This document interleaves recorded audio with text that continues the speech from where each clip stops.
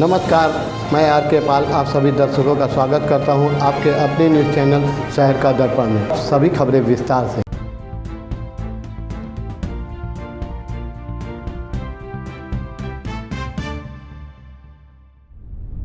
लखनऊ में आज दयाल पैराडाइज के मालिक और वरिष्ठ समाज सेवी साथ ही भाजपा के एक कर्मठ नेता राजेश सिंह दयाल ने आज कुछ क्षण अपने मीडिया के साथ बातचीत करते हुए बताया कि उन्होंने अब चुनाव लड़ने का मन बना लिया है। आपको बता दें, राजेश सिंह दयाल का जन्म 1968 में वाराणसी में हुआ था और उनका पालन पोषण लखनऊ में हुआ। उन्होंने 1997 में व्यवसाय में कदम रखा और अपनी company Dayal group of companies की स्थापना की, जो रियल एस्टेट, शिक्षा और फिल्म निर्माण में है। और अचानक बेटे कंवर यशार्थ की मृत्यु के बाद से समाज सेवा में लग गए और उसके बाद गरीब मजलूम लोगों के लिए आए दिन कुछ न कुछ करते रहते हैं। राजेश सिंह दयाल कई वर्षों से लगातार जनता की सेवा में कार्यरत है, लेकिन उनके मन में कहीं ना कहीं अभी भी लगता है कि शायद जनसेवा का धर्म पूरी तरह से नहीं निभा पा रहे हैं। इसी वजह से उन्होंने 2024 के लोकसभा चुनाव में सांसदी का चुनाव लड़ने का मन बना लिया है कि चुनाव जीतने के बाद जो कार्य अभी तक आम जनता के लिए नहीं कर सके हैं, वो भी सारे कार्य आम जनता की सेवा के लिए कर सके। ये देखते हमारे संवाददाता की एक विशेष रिपोर्ट। आप सबको नव वर्ष की बहुत बहुत शुभकामना।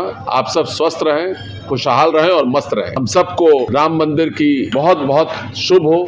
राम का संस्कार हमारे बच्चों में, हमारे परिवार में, सबके बीच में घर तक पहुंचे, घर में पहुंचे। इसी के साथ साथ आपको फिर से नव वर्ष की बहुत बहुत बधाई देता हूँ। लोकतंत्र में देश के हर नागरिक को चुनाव लड़ने का अधिकार है और जो समाज सेवा है उसका चरम जो है हमारे ख्याल से राजनीति है, चुनाव ही है। क्योंकि चुनाव से जब आप जीत के जाते हो तो बहुत चीज़ें बहुत आसान हो जाती हैं और समाज सेवा उसी का एक पार्ट है, उसका ऊपर का आगे की कड़ी है। तो चुनाव लड़ने की तैयारी चल रही है। निर्दलीय उम्मीदवार के रूप में आप दिखाई देंगे या किसी पार्टी के बैनर की तरह? नहीं, ऑलरेडी हम भारतीय जनता पार्टी के पदाधिकारी हैं और सन 1992 में हम ABVP से चुनाव लड़े, फिर युवा मोर्चा में काशी क्षेत्र के प्रभारी रहे और आज भी प्रदेश संयोजक हैं प्रवासी प्रकोष्ठ के। तो निर्दल क्यों रहेंगे, हमारा परिवार है, भारतीय जनता पार्टी हमारा परिवार है और जो सेवा का भी जो परिकल्पना है वो उसी परिवार से निकल के आई है। हम लोग सेवा इसी वजह से कर रहे हैं कि वहाँ से हमें संस्कार मिला है भारतीय जनता पार्टी। बहुत तरीके की सेवाएं आप करते हैं, आपने हमने डॉक्यूमेंट्री भी देखी है, काफ़ी सेवा आपने की। अभी कौन सी मन में ऐसी कशिश रह गई है जो अभी पूरी करनी बाकी रह गई? नहीं, सबसे बड़ी तो कशिश ये रह गई है कि हमारा क्षेत्र बहुत पिछड़ा रह गया है। जिस गांव से हम आते हैं उस मिट्टी का ऋण है हमारे ऊपर और आज भी हमारा गांव या क्षेत्र बहुत पिछड़ा रह गया। आज भी वहाँ डॉक्टरों की व्यवस्था, स्वास्थ्य की व्यवस्था अनुकूल नहीं है, जिसकी वजह से बहुत लोग परेशान रहते हैं और दुख के साथ कहना पड़ता है कि आज भी डॉक्टरों की कमी है। जहाँ डॉक्टर हैं वहाँ नर्स की कमी है, जहाँ नर्स है वहाँ अस्पताल की तो बिल्डिंग सरकार ने बना दी है, लेकिन अभी डॉक्टर पूरे नहीं हो पाए हैं। 213 में से 93 डॉक्टर पोस्टेड हैं बलिया जनपद में। जहाँ आप सोचो लखनऊ में हर हॉस्पिटल में जो है रेडियोलॉजिस्ट है, पूरे बलिया जनपद में एक रेडियोलॉजिस्ट है। तो छोटे छोटे जगह से वहाँ रिफ़र किया जाता है और बलिया से मऊ रिफ़र किया जाता है और मऊ से फिर बनारस के लिए रिफ़र किया जाता है। तो बड़ी लड़ाई है जो हम लोग कोशिश कर रहे हैं कि जन जन तक वो स्वास्थ्य सेवा उपलब्ध करा पाएँ।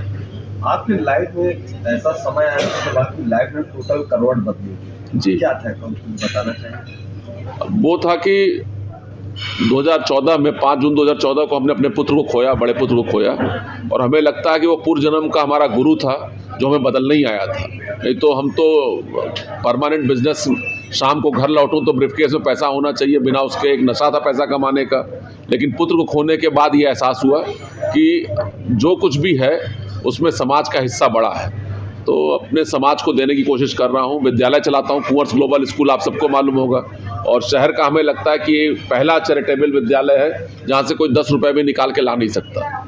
और कोविड में भी जिस तरह से कुंवर ग्लोबल स्कूल ने अपना फीस माफ़ किया, ट्रांसपोर्ट माफ़ किया पेरेंट्स के लिए, तो हर समय कोशिश करता हूँ। ब्लाइंड एसोसिएशन में अध्यक्ष होने के नाते तमाम जो हमारे दृष्टिबाधित बच्चे हैं उनके लिए काम करता हूँ, तो अच्छा लगता है काम करना। सलेमपुर की जनता को लेकर लगातार आप सक्रिय हैं, क्या कुछ कमी आपको दिख रही है सलेमपुर की जिसे आप दूर करने का प्रयास कर रहे हैं? सबसे बड़ा कमी तो स्वास्थ्य है। स्वास्थ्य आपको बताया कि स्वास्थ्य की बड़ी कमी है। दूसरा जो है पलायन है।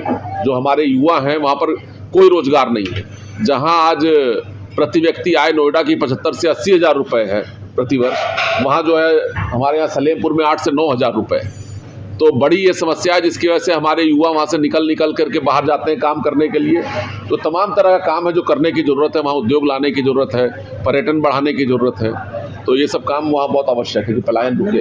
भारतीय जनता पार्टी से आप प्रदेश संयोजक हैं सेम प्रकोष्ठ के, लगातार 2014 से आपकी वहाँ के सांसद जो निर्वाचित हो रहे हैं आपकी पार्टी से, ऐसी फिर भी क्या कमी रह गई है जो वो नहीं कर पा रहे हैं? देखिए, हमें लगता है कि कहीं ना कहीं सांसद की भी कोई ऐसी कमी नहीं, लेकिन हमें लगता है कि जो योग्यता है उसके ऊपर अगर हम लोग जाति को प्रश्रय देंगे तो कहीं ना कहीं क्षेत्र पिछड़ा रह जाता है। हमको अपने सांसद कितना शिक्षित होना चाहिए, कितना बिजनेस मतलब ला सके, वहाँ पर अनुभवी होना चाहिए, वोकल होना चाहिए, जो अपने क्षेत्र की समस्याओं को ऊपर तक ले जाए।